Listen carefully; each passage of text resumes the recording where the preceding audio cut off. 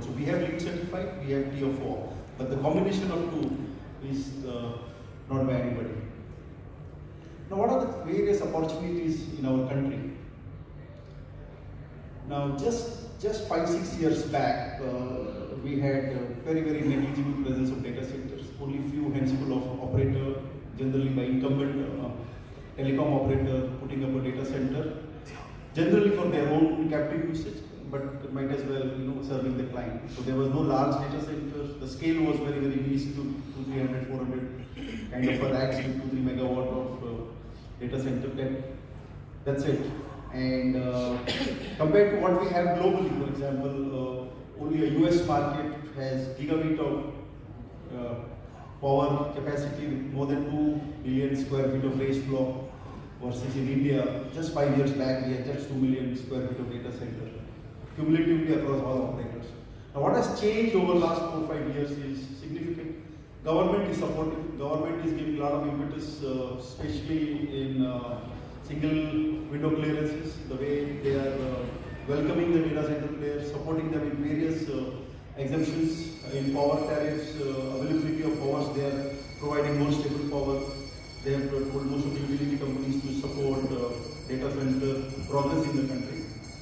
Stable and low power prices.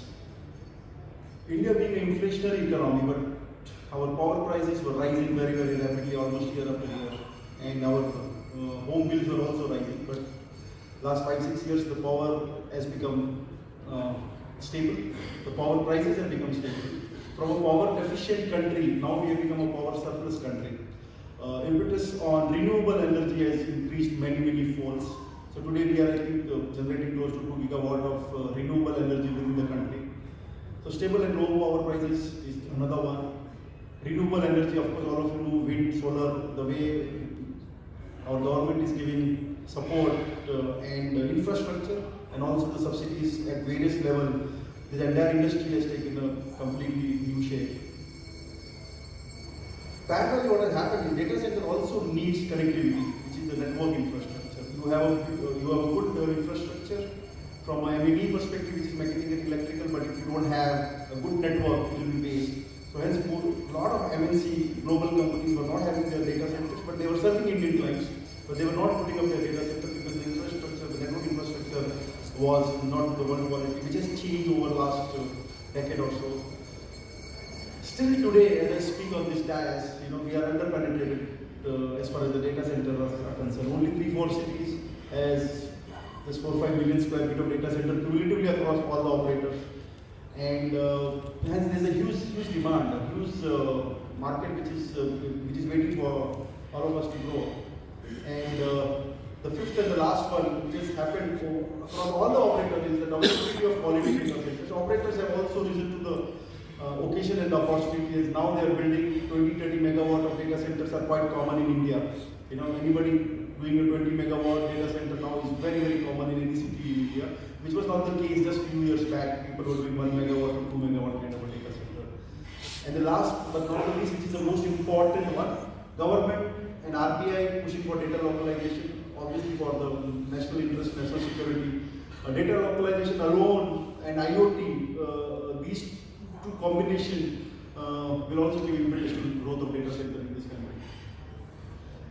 Presenting back the control desk, these are our various data centers. The first one is Rathod, we have Mumbai, Noida, Bangalore, Chennai. Now these were our initial data centers. Now we are scaling up to the much larger amount of power. And all these data centers are Tier 4 or rated 4, which is the highest anybody can build in India.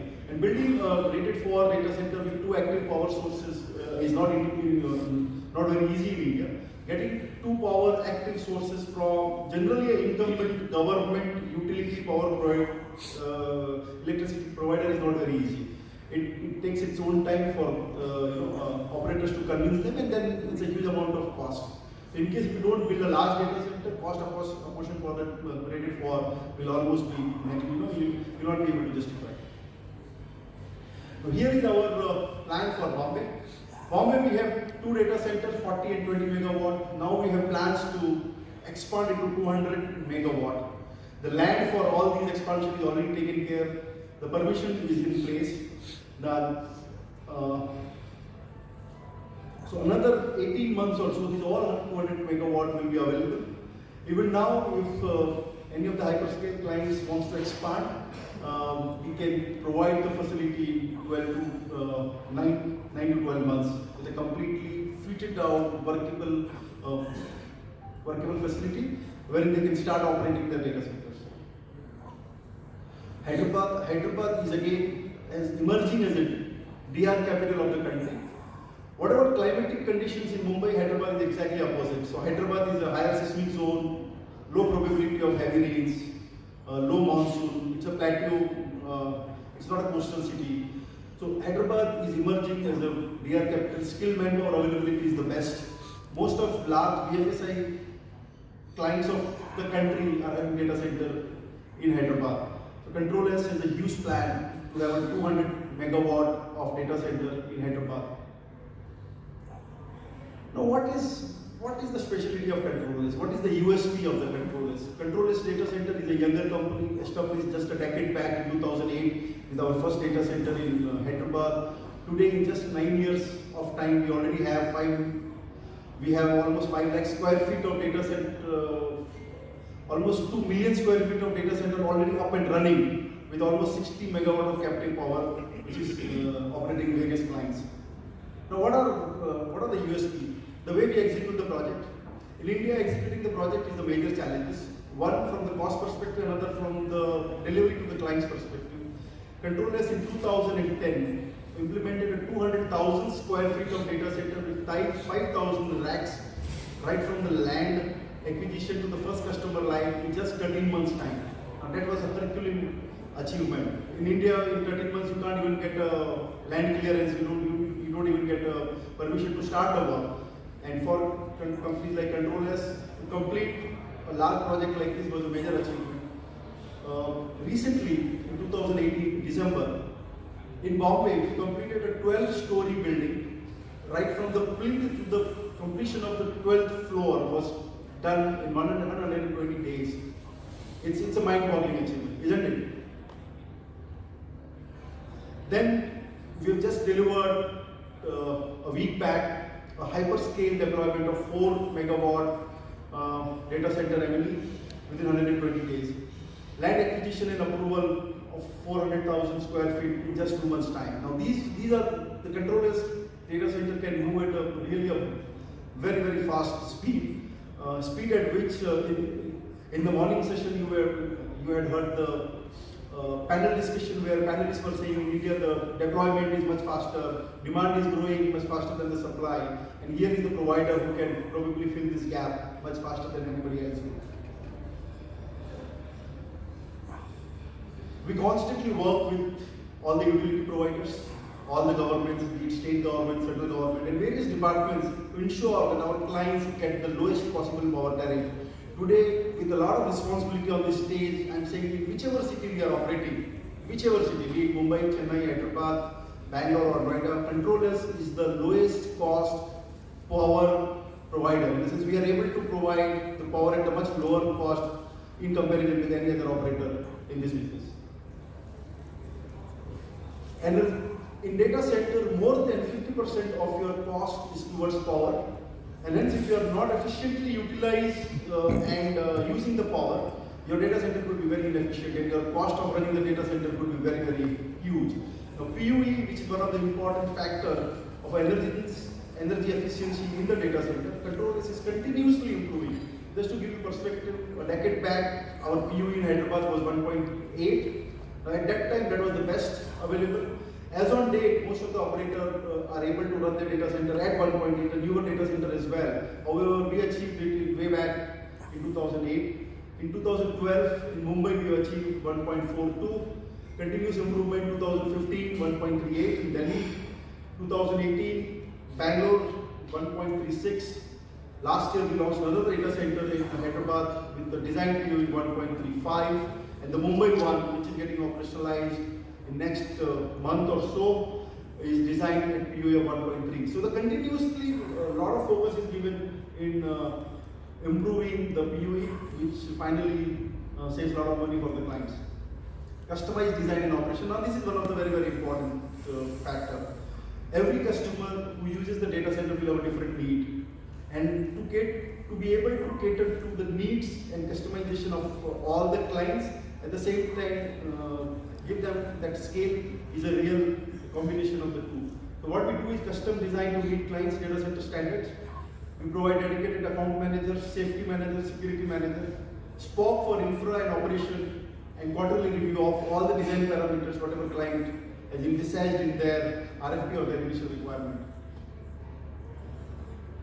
Complete all data centers. Okay, so once client buys a data center, it's almost like for perpetual requirement. Moving out of data center is almost impossible. It becomes very, very difficult for the client. If not impossible, it is a very, very painful and very cost expensive exercise to move the data center for the client. And hence, controllers, when they buy the land and the building, we ensure that the land and building is completely owned by controllers and not a long-term lease, because in India the lease could always have a problem, and there could always be an exit route. And hence, we buy all the lands and then develop the data center. Complete data center is done in such a way that it gives you a maximum energy efficiency, floor to ceiling height of 4.2 meters, raised floor height of 1 meter for efficient energy cooling. We can provide from 6 kilowatt to 20 kilowatt density without doing much of the engineering changes in the data center design. Another important task is electrical shafts for better redundancy, the network redundancies. Staging room where the clients can open their racks, do the boot up testing, etc., which gives them a much higher reliability once the data center servers are in production. What do we do in electrical? Tier 4, rated 4. Now what it means, what is the difference? There's a huge difference between tier 3 and tier 4. There is almost 200 parameters which has to be upgraded in tier 4 facilities. Tier 4 gives you a complete fault tolerant, completely concurrent maintainable systems. In last decade or so, we have never approached a single client for any preventive maintenance downtime. Though we would have changed most of the equipment which are operational, but our clients, we have never went and asked for even 1 minute of preventive downtime. We run a complete redundant system, right from transformers to the PDU, completely redundant N+N system. We have 2 express power feeds in all our data center from 2 different substations, taking a different cable route. Controllers own the right of way for all these cable routes as well. Electrical redundancy, infrastructure, UPS, cooling, power, everything is N+N. When you create a data center, the most important aspect is cooling and cooling pipes. Now pipes tend to get corroded over the years, and data center, as I said earlier, once you set up, it has to run for 30 years, 40 years, maybe 50 years. The people signing the contract may not live that long, but the data center, once set up, will live that long, and hence the piping and other things should not get corroded. And even if it gets corroded, can you replace them without impacting the data center is again a very, very important aspect in designing and cooling. So 2 important aspects in cooling. One is the PUE, how efficiently you are running, and secondly, how without impacting any of your system and subsystem, how fast you can replace all your equipment, including pipes. Network, again, is very, very important. All our data center will have 4 different paths, and we rely on our telecom operators who plays a important backbone for running of a data center, and most of our partners brings their 3 level redundant fiber in the system. This is out of 4 paths, they will use at least 3 paths to come into the data center. So the failure of network redundant link in the data center is almost negligible. In the last 10 years of our operation, we have not envisaged any network outages in the data center, though all the telecom operators individually would have faced some of the other downtimes. Building a data center from all perspective, network, all is good, but if you are not able to run the data center, or you don't have the processes which run the data center, in a way it has to be done, then you are bound to be, you're bound to fail. So even if you build a tier 4 and if your SOPs, standard operating procedures are not in line with the tier 4 requirement, then it may fail. Controllers has a very, very stringent operational excellence program. Obviously, this operational excellence chapter itself, maybe I can speak for half an hour, but I'm just giving you the glimpse that control operational of data center is taken as one of the very, very important aspects of running the data center, which includes periodic safety, security, drills, fire drills, all kind of things. But who will manage this operational excellence? Obviously, they are the people. In morning session, one of the panelists was saying in India we have difficult to have good people to run the data center. We do not have a global expertise. But yes, we may not have a global experts which are ready or who have a larger experience. But as we have proven in a lot of other domains like telecom we were new just 20 years back. And in last 20 years we have completed an entire journey, right from initiation to the growth to the maturity and now the downfall, right?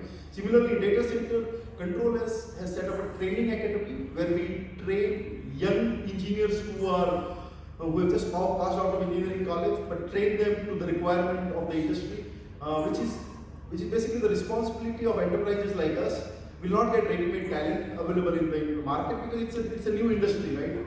We are not expected that somebody will be expert without doing a hands-on work. And hence at Controllers we give a lot of training, and we have a training academy in our headquarters, which creates a succession planning, which creates shift engineers, and we also give them a facility, especially in the metro cities. If you are hiring talent from outside, the most important challenge for them is housing, the food, the homely environment, the travel, if they can reduce their travel time. And hence Controllers has set up guest houses in all the cities wherever we operate. So these young budding engineers can at least that portion of their life is taken care by the company. Audits. Third-party audits are welcome because you may do a great job, but if you have done a great job, you will never be able to find your own mistakes. So continuous audit every quarter. Our clients are doing continuous audits. We have more than 60 plus banks, and every bank will have one or the other audits every quarter. So besides those audits, we have third-party audits for Controllers' core infrastructure, which helps us to be continuously on our toes. And if any mistakes has been done, it can be corrected immediately. Security. So after network, mechanical and electrical systems and processes, safety and security are the paramount importance in data center. Controllers as an organization may not have a lot of risk, but our clients, which are 30 out of Fortune 500, 35 clients out of that Fortune 500 are our client. If there are 10 hyperscale clients in the world, we have 5 of them. In India, we have more than 60 banks with us. India's largest public sector bank, third largest private sector bank, largest bank operating, American bank operating in India. Like this, the list goes on. So more than 60 banks, 22 payment gateways, they all bring a huge amount of risk to the data center and the premises where they operate from, and hence security is of prime importance in the data center. All Controllers data center has 8 zone security. What it means is to reach the customer server, and anybody will have to pass through 8 different frisking zones to reach, and hence any eventuality, any risk can be mitigated then and there. That was a small, brief presentation from Controllers, and hope you enjoyed the presentation. Any questions anybody has, I would be happy to answer. Thank you very much. Do we have questions? Sorry.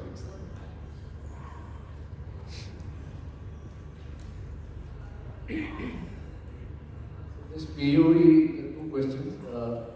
You said you deliver it at the rack level or at the transformer or PDU level. And the other is, you said your site is clear for certified, but it does not, it's not mentioned on the uptime side. So good 2 questions. PUE are always measured at input of the PDU, and output of the PDU is served to the customer. I hope I've answered your question. So it is measured at the input of the PDU. The second question about tier, and it is not mentioned on uptime. We are following TIA 942 standard. TIA is the body, global body who, like IEEE and etc. They decide the standard for tier 1, 2, 3 for data center. We are following TIA 942 standards, and all our data centers are certified by EPI. EPI is the body who certifies all our data centers for rated. We should more appropriately should use rated 4 instead of tier 4, because tier 4 probably is a patent by somebody.